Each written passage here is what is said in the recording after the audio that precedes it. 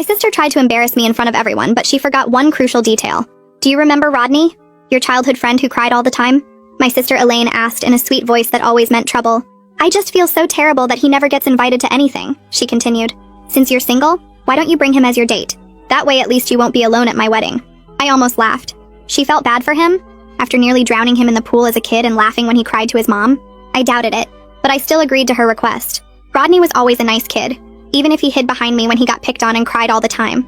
But I didn't realize my sister Elaine had something else in mind until she forgot to hang up the call properly. I heard her go back to giggling to a friend on her laptop. My sister's actually bringing Rodney. Can you believe it? I told her to bring him out of kindness, and she actually bought it. Wait until everyone sees her walking in with that crying loser. They'll see just how desperate and pathetic her dating life is compared to mine. My eyes widened. I fell right into her trap. And if I backed out now, I was sure she'd turn it around and make me look petty and jealous. So I tracked down Rodney through old school contacts and immediately told him everything, thinking I could at least save one of us from embarrassment. When I called, he sounded genuinely surprised but still agreed to come. I appreciate you looking out for me, but I won't let you go through this alone. Besides, I haven't been to a wedding in years, he said. This could be fun. On the day of the wedding, I was prepared for disaster. I'd even practiced clapbacks for when people laughed at Rodney. Then the doorbell rang. I opened it expecting to see the same scrawny kid with thick glasses and chronic allergies. Instead, I was standing face to face with a 6'2" Henry Cavill-looking guy in a perfectly tailored suit. Hi, I'm looking for Rodney, I said nervously, shifting around. Yep, that's me. Ready to go? The handsome guy responded. My brain couldn't process what I was seeing. This was not Rodney. Sure, everyone had a little bit of a glow-up since high school, but nothing like this. Shut up, you're not crybaby Rodney. He grinned. Well, I'm not a crybaby anymore, but if it helps, the suit does make me look a little different. But it wasn't the suit. Even when we walked in the wedding hall, every head turned. Some jaws dropped so low, it nearly hit the carpet. My sister's fake sweet greeting died on her lips. Rodney? Her eyes bulged out. Hey, Elaine, it's been years. Thanks for inviting me to your wedding. No one could focus on the ceremony. Not with tall and handsome sitting near the aisle, completely stealing the show. My sister looked furious. She tried to recover her plan during the reception, loudly telling her bridesmaids how Rodney used to cry during PE class. But Rodney was ready. He looked at me with a soft expression and said warmly, "That's why I was lucky to have this girl help me through my panic attacks." She was like an angel. My sister had no choice but to smile and agree with the compliment while her bridesmaids cooed about how sweet I was. She tried again later during the wedding toasts, bringing up how Rodney used to get stuffed in lockers, but he just laughed. "And now I barely fit in one," he said, gesturing to the muscles. All the girls nearby swooned. Then she pulled out her final trump card. She mentioned his weird anime drawings, and how he probably still watches it like a nerd. But her new husband's face lit up. "Hey, I'm a huge anime nerd too," he grinned. Elaine's face scrunched up. "What the? You never told me you watched cartoons." Rodney and I giggled on the side, watching them break out into their first fight as newlyweds. Things only got worse when my mother pulled Elaine aside and gushed about Rodney, asking, "Why didn't you tell me your sister was dating someone so successful?" And during the first dance, nobody paid attention to the bride and groom. Everyone's eyes were on Rodney as he danced with me. Elaine finally snapped and cornered me in the bathroom. "All right, Spill. Where did you find this actor? This isn't the real Rodney." But when I tried to explain that it really was crybaby Rodney, she refused to listen and just dragged me back to the reception. She asked the DJ to stop and place the spotlight on us. "Everyone's curious. What's your little love story?" She expected me to admit this was all just a setup, a ruse. But Rodney stepped in and took the microphone. She called me out of the blue. I was honestly shocked, because I'd been wanting to date her since we were kids. I just never had the courage. But this wedding finally gave me the chance, he said, looking straight at me. I felt my heart race as the entire room erupted in awes. Elaine couldn't do anything but laugh in disbelief that her evil plan turned her into the greatest matchmaker. But the real shock came the next morning. Elaine sent me a photo, a yearbook picture of Rodney from his high school. The person in the photo was completely different from the man who'd been my date. Completely different face, different height. Interesting date choice, she texted. Wonder what happened to the actual Rodney. I turned to look at the man still sleeping in my bed. If you're not Rodney, who are you? And what happened to Rodney? He gave me this evil smirk. My whole body went cold staring at that smirk. My phone kept buzzing on the nightstand, but I couldn't look away from his face. This man in my bed wasn't Rodney. He never was. My hand started shaking as I grabbed my phone and saw 3 texts from Elaine with a yearbook photo attached. The kid in that photo looked nothing like the guy sitting up in my sheets right now. I forced my voice to stay steady even though my heart was pounding, so hard I could hear it in my ears. Who are you? What's your real name? He stretched like this was a normal morning and gave me this calm smile that made my skin crawl. My name's Carson. I figured you'd realize sooner, honestly. He said it so casually, like we were talking about the weather. I stared at him, waiting for more of an explanation. He sat up against my headboard looking completely comfortable. I knew Rodney when we were kids. Thought it would be poetic justice to show up as him at your sister's wedding after how she treated us back then. His explanation sounded practiced, like he'd rehearsed it. But something felt off about the whole thing. My brain kept screaming at me to get him out of my apartment right now. I pulled the blanket tighter around myself and stood up. You need to leave. Right now. My voice came out firmer than I expected, but my hands were still shaking. Carson didn't move fast. He took his time getting out of bed and finding his clothes from last night. The whole time he kept talking about how real our connection felt, and how I was overreacting to something that didn't really matter. He pulled on his shirt slowly like he had all the time in the world. We had fun, right? Does it really matter what name I used? I wanted to scream at him, but I just pointed at my door. Get out. Now. He finally left, but not before giving me this look like I was being unreasonable. The second my door closed, I locked it and checked it twice. Then I grabbed my phone and called Maya because I needed someone to tell me I wasn't crazy for feeling scared and violated right now. She picked up on the second ring and I barely got the words out before I started crying. She told me to stay put and she'd be there in 20 minutes. I sat on my couch staring at my door until I heard her knock. Maya came in with 2 coffees and her laptop already open. She sat next to me and put her arm around my shoulders. Okay, tell me everything from the beginning. We started going through every single interaction I'd had with Rodney from the first message to last night. Maya pulled up the Instagram account that had messaged me about the wedding. The account was created 3 weeks before Elaine's wedding. Only 3 weeks. The profile photo was blurry enough that I couldn't really see his face clearly. I should have noticed that. Maya squeezed my hand. You were trying to be kind. That's not your fault. I pulled up the yearbook photo Elaine sent me and put it next to the wedding photos on my phone.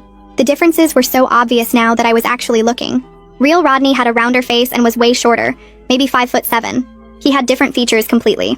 The man who left my apartment this morning was 6'2" and looked nothing like childhood Rodney. How did I miss this? Maya asked me the hard question then. Did anything happen last night that you didn't consent to? I had to sit with that for a minute.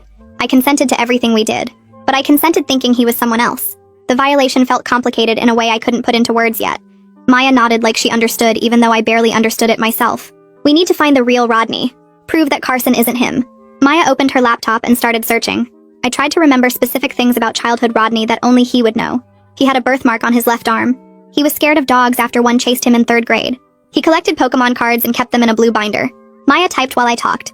She pulled up Facebook first, but there were too many people with that name. Then she tried LinkedIn and filtered by our hometown.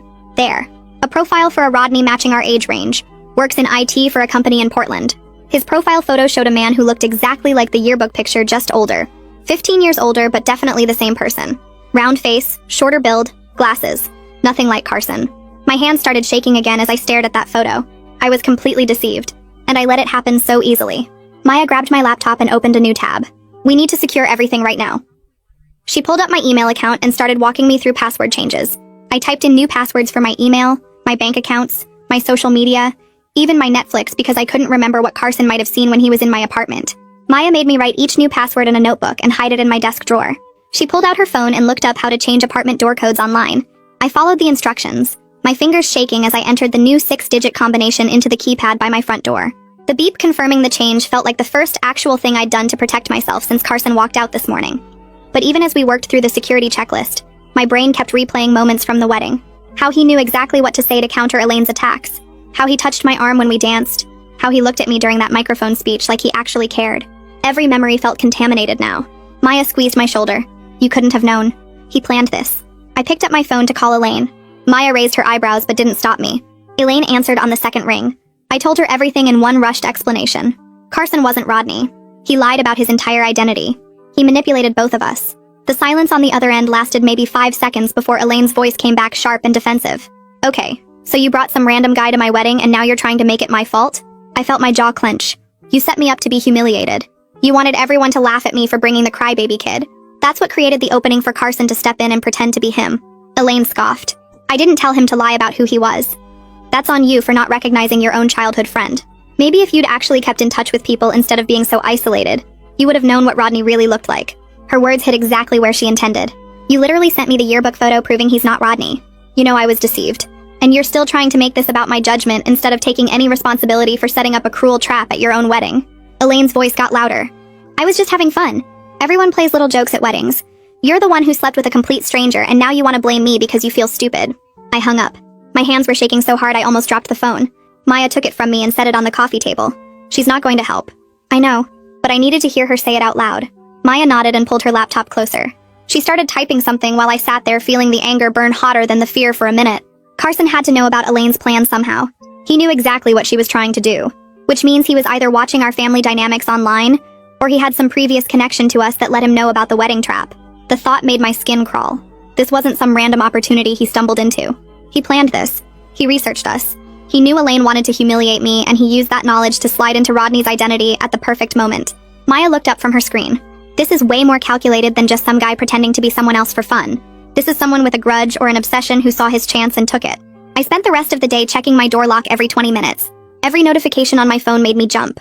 Every footstep in the hallway outside my apartment made me freeze and listen until it passed. Maya stayed through the afternoon even though I knew she had work stuff to do. We ordered Chinese food because I couldn't imagine going to a restaurant where Carson might show up. The delivery guy knocked and I made Maya answer the door while I watched from the kitchen. I felt ridiculous and violated and angry all at the same time. We ate on my couch with the TV on, but I couldn't focus on anything playing. Maya kept up a steady stream of conversation about normal things. Her job, her annoying coworker, some show she was watching. I was grateful she wasn't making me talk about Carson every second even though he was all I could think about. When Maya finally left around 8, I locked the door behind her and checked it 3 times. I tried to watch TV but gave up after 30 minutes of staring at the screen without processing anything. I got ready for bed early, thinking maybe I could sleep off the worst of the anxiety. I laid in bed staring at the ceiling. Every small sound in my apartment building felt threatening. The neighbor's door closing, someone walking up the stairs, the building settling, the heater clicking on. My mind kept spinning through worst-case scenarios. What if Carson kept a key to my apartment somehow? What if he copied information from my laptop while I was asleep? What if he took photos of me that I don't know about? What if he shows up at my work? I checked my phone. 11:30. I tried closing my eyes, but my brain wouldn't shut off. At 1:15, I got up and checked the door lock again. At 2:30, I checked all my windows. At 3 in the morning, I finally gave up and texted Maya. I know you're probably asleep, but I can't stop thinking about what he might do next. She texted back within 2 minutes. I'm awake. Do you want me to come back over? I told her no, but thank you, and that just knowing she was awake helped. We texted back and forth for another hour about nothing important until I finally felt calm enough to try sleeping again. I dozed off around 4:30 and woke up at 7 feeling worse than if I hadn't slept at all. But lying in bed feeling anxious wasn't helping anything. I got up and made coffee. I needed to approach this like a problem I could solve instead of just a thing that happened to me. I opened my laptop and created a new document. I titled it Carson Timeline and started writing down everything I knew. When he first messaged me, what the account name was, every conversation we had leading up to the wedding, everything he said at the wedding itself, every interaction after. I went through my phone and took screenshots of all our text messages. I wrote down everything he told me about his supposed life, his job that he was vague about, his apartment that he never invited me to, the gym he claimed to go to but never specified which one. Every detail I'd dismissed as normal now looked like a red flag I should have caught. Maya came back over mid-morning with more coffee and bagels. She sat next to me and looked at my timeline document. This is good. This is really good. We need to find out where he actually lives and works. She opened my phone settings and started going through location history. I watched her scroll through weeks of data. Look at this. Every time you two met up, it was either here at your place or at public spots like coffee shops or restaurants. He never once invited you to his apartment. I pulled the laptop closer and added that to my notes. I tried to remember specific conversations from the wedding and after. Every time I'd asked Carson detailed questions about his life, he'd deflected. When I mentioned maybe visiting his place sometime, he'd changed the subject to how much he loved being at my apartment because it felt cozy. When I asked about meeting his friends, he'd said something about them all being busy with work. Every deflection had seemed smooth and natural at the time. Now they looked like obvious evasion tactics. Maya pulled up our text message history, and we read through everything chronologically. He always messaged first. He texted at weird hours like 2 in the morning or 6 in the morning like he was checking when I was online. The pattern felt creepy now in a way I'd dismissed as him being really interested when I thought he was Rodney reconnecting with an old friend. Maya pointed at the screen. He was monitoring your activity, seeing when you were awake and active so he could time his messages to seem natural. I added all of it to my timeline. Then I opened LinkedIn and searched for the real Rodney. His profile came up again with that photo that looked exactly like the yearbook picture, just older. I clicked the message button and started typing. Hi Rodney. This is going to sound strange, but someone impersonated you at my sister's wedding last month. I'm trying to verify some information and wanted to confirm that you weren't at a wedding in our hometown recently. I kept it short and factual. I didn't want to sound crazy or accusatory. I just needed confirmation that Carson definitely wasn't somehow the real Rodney with a different past than I remembered. I hit send and closed the laptop. Maya looked at me. Now what? Now we wait and see if he responds.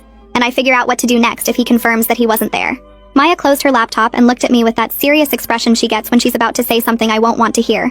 She suggested I think about hiring a private investigator to find out who Carson really is and whether I'm actually in danger. The idea made my stomach hurt because I'm already barely making rent, and my savings account is basically empty. But the thought of not knowing who this person is or what he wants felt way more dangerous than being broke for a few months. Maya must have seen the panic on my face because she immediately pulled out her phone and started searching for investigators in our area. I watched her scroll through websites while my brain kept circling back to the fact that I slept with someone whose real name I don't even know. After about 20 minutes, Maya found a website for someone named Tanner Barron, who focused on digital investigations and identity verification. His rates were listed right on the site and they were steep. Like really steep. But not completely impossible if I cut back on everything else for a while. Maya looked at the consultation fee and offered to split it with me as a loan, which made me want to cry because I hate borrowing money, but I also couldn't do this alone. I nodded and she immediately called to set up an appointment for that evening. While we waited for Tanner's office to call back with a time, my phone buzzed with a text from Carson. My whole body went cold when I saw his name on the screen. Maya grabbed my phone before I could and read the message out loud. Carson was asking if I was okay and saying he wanted to talk through what happened, using the same warm and caring tone he'd used throughout the entire wedding and after. He wrote like we'd had some minor fight about where to eat dinner, not like he'd lied about his entire identity and tricked me into sleeping with him. I felt my skin crawl reading his words because he was acting like I was overreacting to something small instead of being completely violated by his deception. Maya handed my phone back and told me not to respond under any circumstances. She pointed out that Carson was testing me to see if I'd engage with him, probably trying to figure out whether I was angry enough to actually take action, or if he could smooth everything over with his charm like he probably had with other people before. Her outside perspective helped me see the manipulation tactics that I definitely would have fallen for if I was processing this alone, because part of me wanted to believe his warm tone meant he wasn't actually dangerous. Tanner's office called back and gave us an appointment time for 7 that evening. I spent the rest of the afternoon organizing all my documentation into a clear timeline with screenshots and notes about every inconsistency I could remember. Maya helped me print everything out and put it in a folder so I'd look prepared and serious instead of like some dramatic person making up stories. At 6:30, we drove to Tanner's office in a building downtown that looked professional and legitimate, which made me feel slightly better about spending money I didn't have. Tanner met us in the lobby and brought us back to his office, which had filing cabinets and computer equipment and framed certificates on the walls. He was probably in his 40s with gray hair and glasses, and he treated the whole situation like a serious case instead of making me feel stupid for being deceived. That alone was worth something after Elaine's reaction that morning. I showed him my timeline and all the information I had about Carson, including the wedding photos and the phone number he'd used to contact me. Tanner looked through everything carefully and asked specific questions about Carson's behavior and what he'd said about his life. He explained that he'd start with something called open source intelligence gathering, which meant using the photos from the wedding and the phone number and any other digital footprints to identify who Carson actually is. He warned me this might take a week or maybe 2, and that I absolutely should not engage with Carson at all during the investigation, because it could tip him off that I was looking into his background. I asked Tanner if this kind of situation happens often, because I felt so stupid for not seeing through Carson's lies. Tanner told me that identity deception in dating contexts happens way more than people realize, usually for financial scams, but sometimes for revenge, or because someone is obsessed with another person. Hearing that I wasn't uniquely foolish helped a little bit, though I still felt angry at myself for ignoring all the signs that were probably obvious now that I looked back.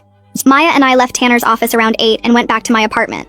Over the next few days, Carson kept sending occasional texts that switched between friendly check-ins, asking how my day was, and slightly wounded messages about me ghosting him after we'd had such a great connection. I saved every single message exactly like Tanner told me to, but I didn't respond to any of them, even though part of me really wanted to confront him directly about all his lies and ask him what he thought he was doing. On the 3rd day after I'd sent my LinkedIn message to Real Rodney, he finally responded. My hands were shaking when I opened the message because I knew this would confirm everything one way or another. Rodney wrote that he was really confused because he definitely wasn't at any wedding, and he hasn't been back to our hometown in 5 years since his parents moved to Arizona. He included a current photo of himself that showed a guy who looked exactly like the yearbook picture, just aged up about 15 years, with the same round face and features that were completely different from Carson's. Seeing that photo made everything real in a way that hurt my chest, because now I had definite proof that Carson was an imposter using Rodney's childhood identity. I messaged Rodney back right away explaining the full situation about my sister's wedding, and how someone showed up claiming to be him.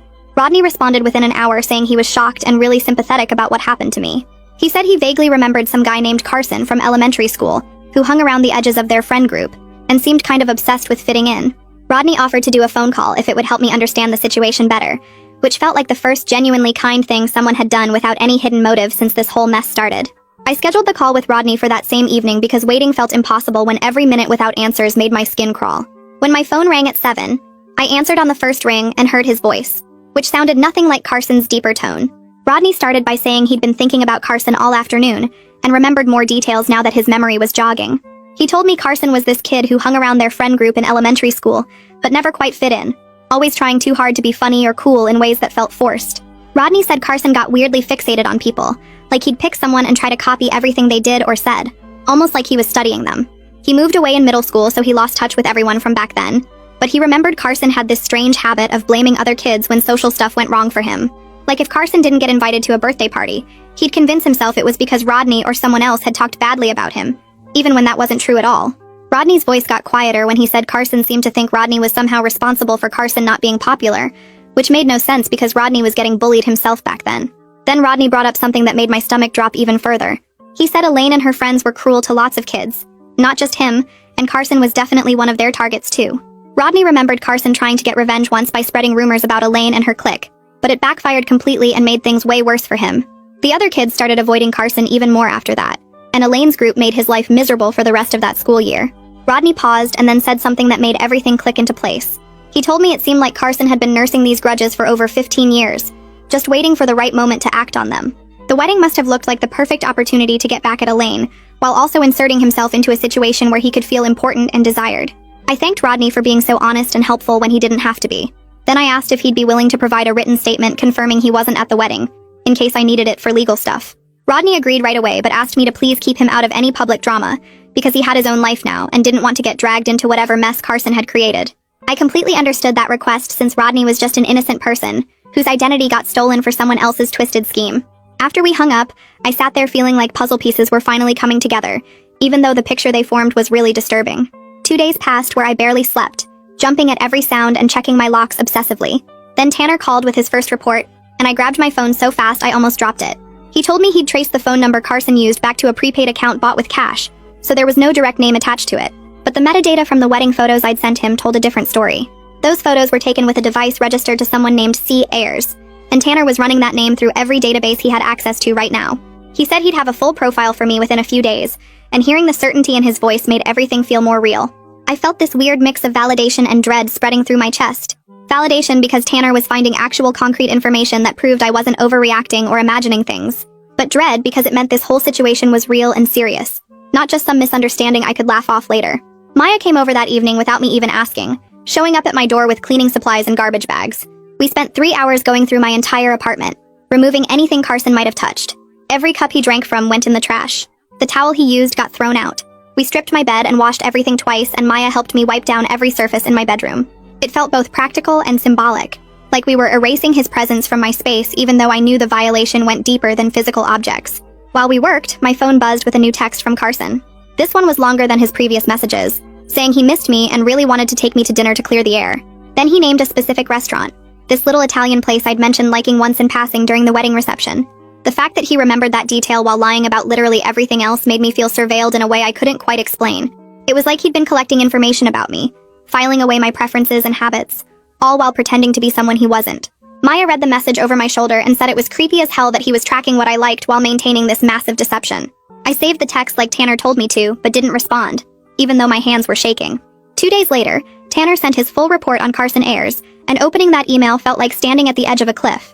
The report was worse than anything I'd imagined in my worst spiraling thoughts at 3 in the morning. Carson had a criminal record that included a misdemeanor fraud conviction from 3 years ago.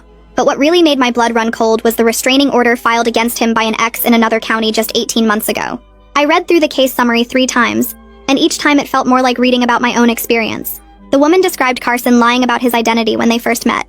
She talked about his love-bombing behavior, showering her with attention and affection. She explained how he refused to accept when she ended things, continuing to contact her through different numbers and accounts. And she detailed his veiled threats about ruining her reputation if she didn't give him another chance. Every single thing she described matched what was happening to me right now. Reading her words made me feel physically sick, because I realized I wasn't his first victim.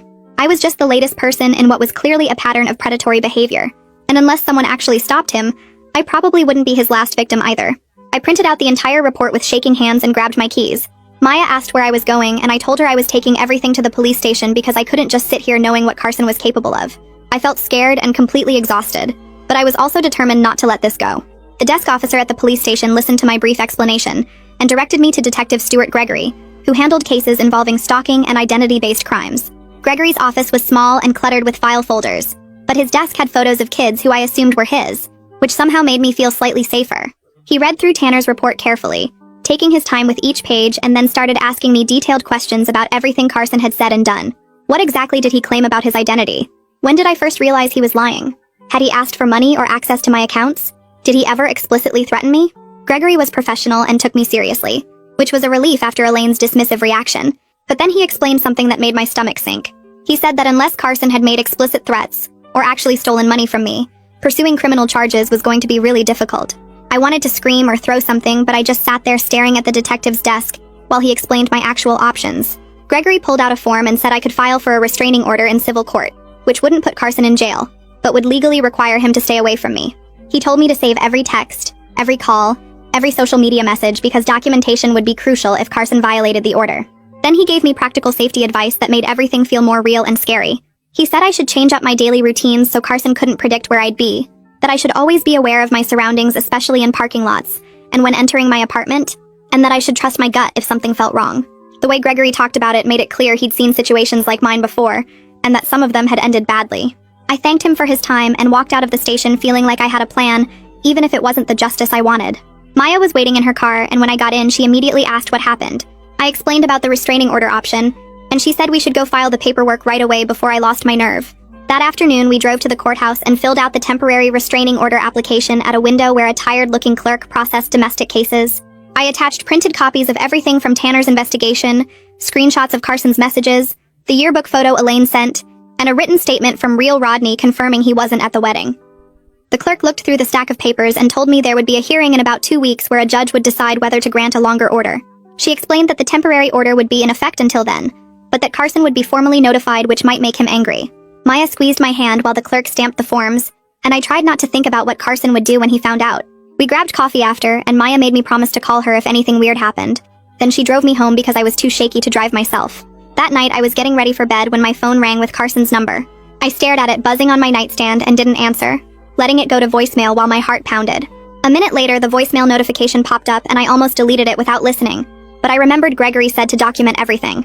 I put the phone on speaker and played the message. Carson's voice sounded hurt and confused, asking why I was avoiding him, and saying he thought we had something special. He said he didn't understand what changed and that he just wanted to talk things through like adults. His tone was so convincing and wounded that for a second I actually felt guilty. Like maybe I was overreacting to everything.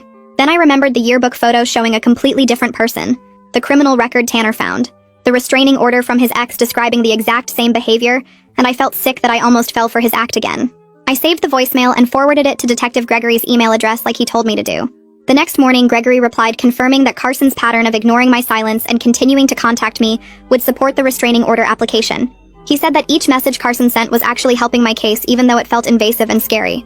Knowing that Carson was basically building evidence against himself with every text made me feel slightly less powerless, though I still jumped every time my phone buzzed with a new notification. I was trying to focus on work emails when Elaine called 2 days later. I almost didn't answer, but I knew she'd just keep calling, so I picked up. She asked if I was over my drama yet in this breezy tone like I'd been upset about nothing, then said Mom was asking questions about why I wasn't coming to family dinners. Something inside me snapped hearing her act like this was all some minor inconvenience I was causing.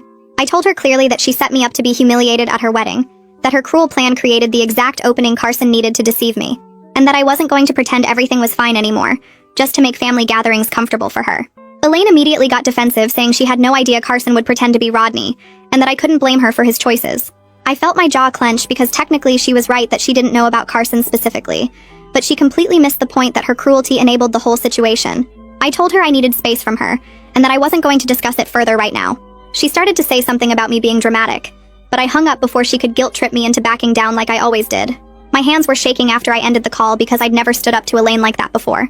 Maya came over that evening, and I told her about the conversation while we ate takeout on my couch.